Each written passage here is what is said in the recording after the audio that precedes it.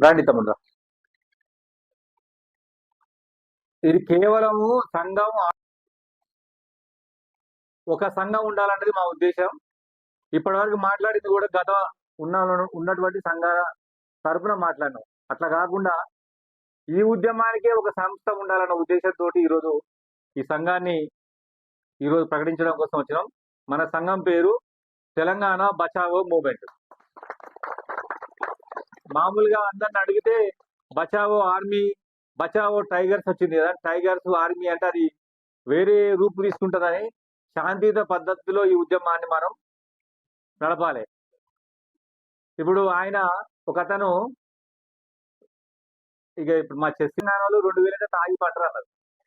మళ్ళీ పైకేరి ఏం మాట్లాడుతున్నట్టే మేము సీఎం కలుస్తాము మమ్మల్ని రక్షించాలని.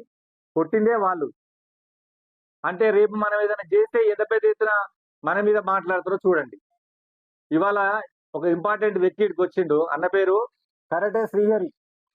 వీళ్ళ టీం అంతా కూడా గద్వాల్లో పెద్ద ఎత్తున